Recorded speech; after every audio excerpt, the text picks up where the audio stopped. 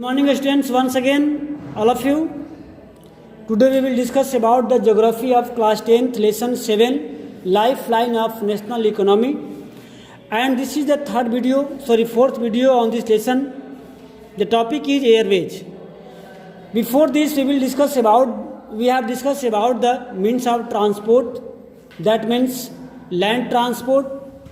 In this category we have discussed about the roadways, railways and pipelines. Okay, and next water transport, that means waterways, we have already seen in the next previous video number 3rd. But today we will discuss about the third mode of transport is known as the airways.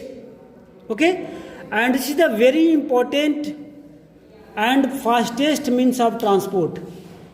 ये सबसे महत्वपूर्ण और fastest mode of transport है. इससे ज़्यादा fast अभी तक transport की जो है फैसिलिटी डेवलप नहीं हुई है. तो हम देखते हैं इसमें क्या कैरेक्टरिस्टिक्स है, इसका क्या बेनिफिट्स है, क्या लॉसेस भी हैं. ओके, तो हम डिस्कस करेंगे इसके बारे में वन बाय वन. तो आप ध्यान से देखिए और वीडियो में लास्ट तक बने रहिएगा ताकि आपको ईच एंड एवरी पॉइंट जो है ऑब्जेक्टिव क्वेश्चन के लिए कवर कर सकें. ओके, आ जाते हैं. The air travel today in the fastest, most comfortable and prestigious mode of transport. ये कंफर्टेबल भी है, काफ़ी कॉस्टली भी है, फास्टेस्ट भी है और एक प्रेस्टिजियस. अगर हम जाते हैं एरोप्लेन से तो अपनी शान शौकत समझते हैं, भाई हम एरोप्लेन से आए हैं, एरोप्लेन से आते हैं, मतलब एक पर्सनालिटी भी, प्रेस्टिजियस भी इस ट्रांसपोर्ट को यूज करने से होता है. It can cover very difficult terrains like high mountains, dry desert, dense forest and also along ocean stretch with the great ease. यानी कि इससे हम कठिन से कठिन मार्ग को भी, कठिन से कठिन रास्ते को भी कवर करते हैं, जहाँ पर कुछ नहीं जाता है, ना जहाँ पर ट्रेन जाएगी, ना रोडवे जाएगा, ना वाटरवे जाएगा. वहाँ पर क्या है, ये एयरवेज डिस्टेंस कवर करता है, चाहे आपको डेजर्ट एरिया हो, चाहे माउंटेन्स एरिया हो या फिर फॉरेस्ट का एरिया हो. ओके, चाहे वो आपको लॉन्ग ओशनिक एरिया हो, ये आपको एयरवेज ही क्या करता है, वैसे डिस्टेंस को कवर करता है. Think of the northeastern part of the country, marked with the presence of the big rivers, disconnected relief, dense forest, and frequent flood and international frontiers.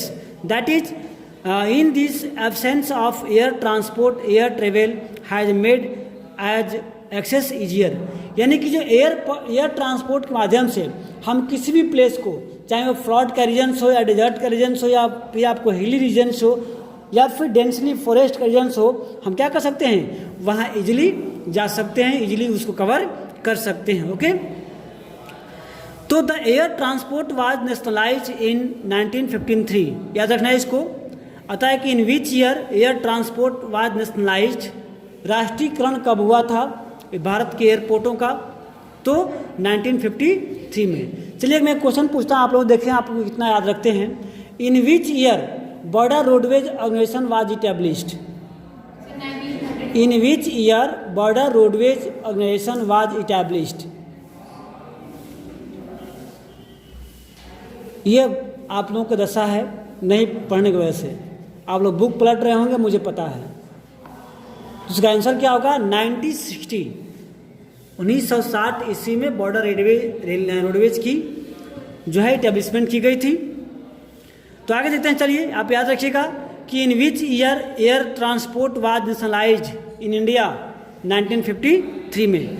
On the operational side, Indian Airlines, Alliance Air of Indian, private scheduled airlines and non scheduled operators provide domestic air services.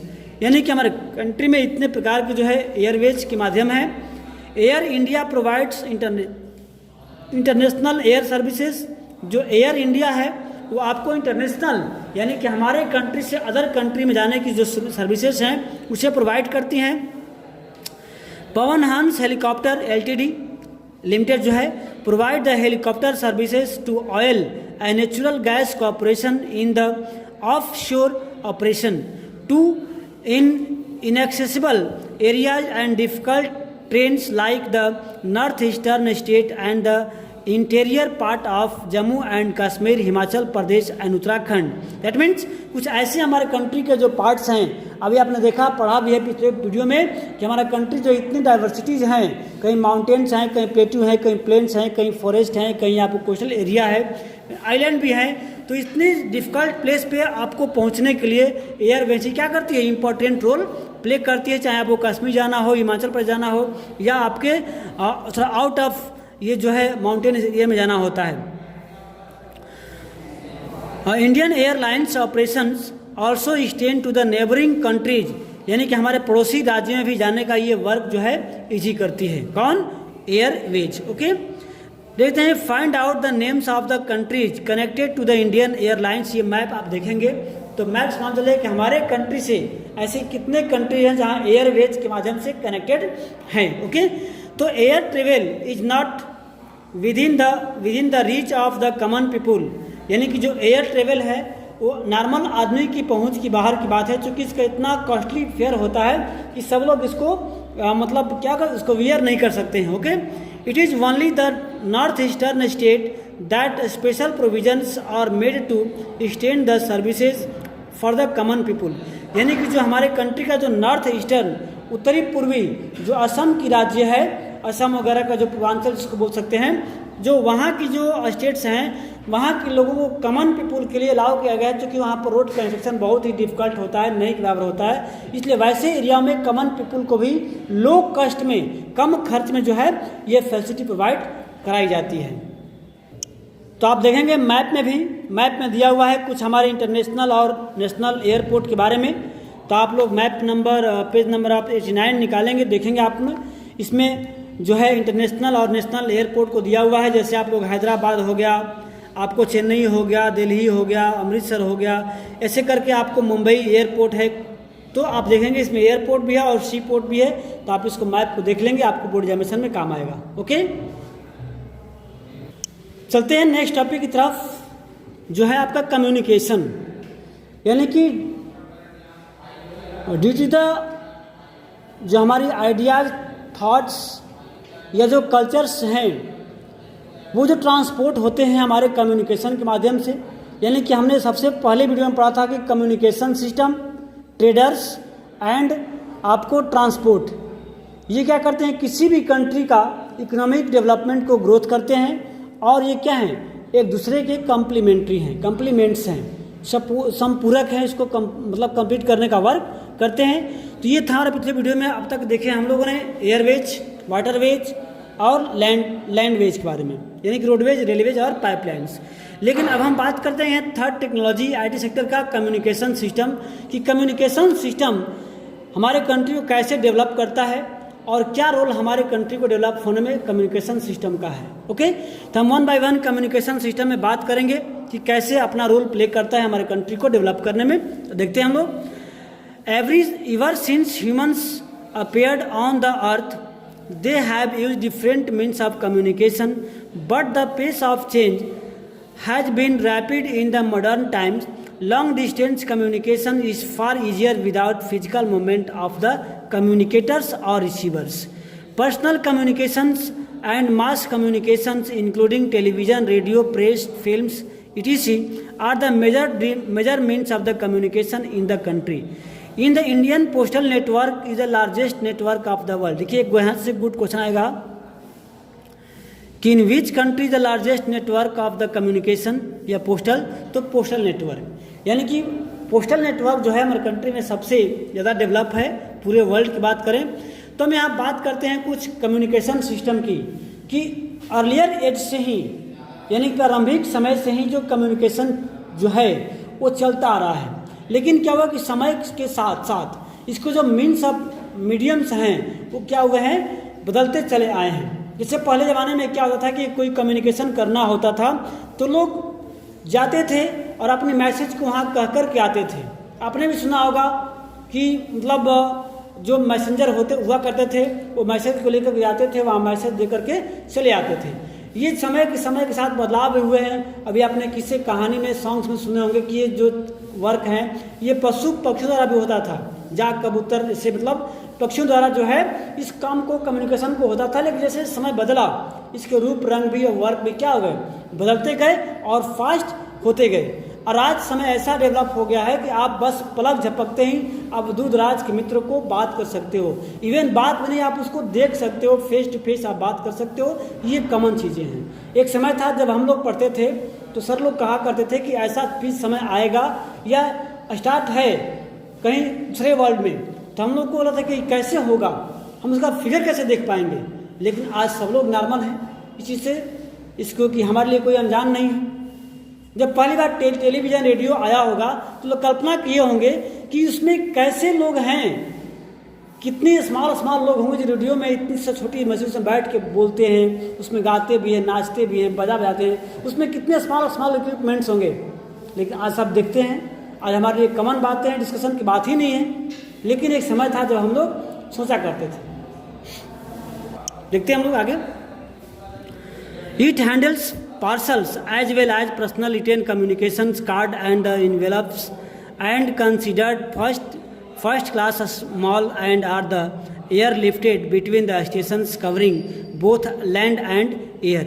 यानी कि जो parcels जो है, जो अभी आप लोग देख रहे हैं कुरियर्स इसको कह सकते हैं, जो कुरियर सामान आते हैं या फ्लिपकार्ट अमेजन से आप कुछ मंगाते हो, तो ये मीन्स ऑफ कम्युनिकेशन से मीन्स ऑफ ट्रांसपोर्ट ही है। The second class mails include book, packet, registered newspaper, आपको periodicals they are carried by surface mail covering land and water transport to facilitate quick delivery on of malls in a large towns and cities। 6 mall channels have been introduced recently। यानी कि हमारे country में जो है उस समय तक जो है 6 जो है आपको डिलीवरी का जो चैनल्स था, रूट्स था। दे आर कॉल्ड राजधानी channels, metro channels, green channels, business channels, bulk malls and channels and periodical channels. यानी कि सामान आने कैटेगरी हैं, कौन कौन सामान किस चैनल से आते थे। ओके, आगे हम बात करेंगे फिर जो है next. India has one of the largest telecom network in Asia. यानी कि जो हमारा कंट्री का जो टेलीकॉम नेटवर्क है फ़ोन का, वो सबसे फर्स्ट नेटवर्क है। अतः है कि which country known as the largest telecom network of Asia, तो इंडिया देखना। Excluding urban place more than 2/3 of the village in India. यानी कि अगर हम बात करते हैं अर्बन प्लेस की, तो जो 2/3 जो हमारा पार्ट्स हमारा कंट्री का है, वो near about have already been covered the subscriber trunk dialling. यानी कि STD बोलते हैं, आप याद रखना, फुल फॉर्म है STD, सबको नहीं पता होगा क्या होगा, सब्सक्राइबर ट्रंक डायलिंग। तो किस बोलते हैं STD, टेलीफोन फैसिलिटी। यानी कि हमारे कंट्री का 2/3 जो है वो क्या है, विलेज जो है STD से जुड़ा हुआ था। अब इसकी बातें पुरानी हो चुकी है, शायद इसका आपके सिलेबस में नहीं भी लेसन, लेकिन हम पढ़ लें, इसको देख लेंगे, कंफर्म कर लेंगे, आप उसके लिए पढ़ लो। अब रहता है STD बूथ पर क्या, अब STD बूथ या फिर STD है, इससे कोई उपयोग ही नहीं करता है बेटा। इसको देखना, इसमें कुछ है नहीं, ये आपके ओल्ड एज का चीज़ें इसमें दिया हुआ है, इसको पढ़ना इसमें। तो अब देखते हैं मास कम्युनिकेशन जो है, प्रोवाइड द एंटरटेनमेंट। जो मास कम्युनिकेशन से आपका हो गया इंटरनेट हो गया, टेलीविजन हो गया, रेडियो हो गया, मैगजीन्स हो गया, बुक्स जो है, फिल्म्स वगैरह, ये सब इसको बोलते हैं मास कम्युनिकेशन। यानी कि इसमें एक साथ कई लोग जो है एक न्यूज़ को, एक इन्फॉर्मेशन को जान सकें। ठीक है, इससे कई सारे, इसका प्रिंट मीडिया भी होता है आपको, और इलेक्ट्रॉनिक मीडिया भी इसको बोलते हैं। इलेक्ट्रॉनिक मीडिया में हो गया आपका टेलीविज़न, रेडियो, टेलीग्राफ, अपने क्लास 7-8 में पढ़ा होगा इसके बारे में, ये कोई नई चीज़ नहीं है। तो आगे देखते हैं हम, तो नेक्स्ट टॉपिक हमारा है इंटरनेशनल ट्रेड। तो इसको देखते हैं हम लोग, पढ़ना है। तो मैं इस नेक्स्ट वीडियो में बनाऊंगा, नंबर आपका वीडियो नंबर 5 होगा इंटरनेशनल ट्रेड का। तब तक के लिए गुड बाय।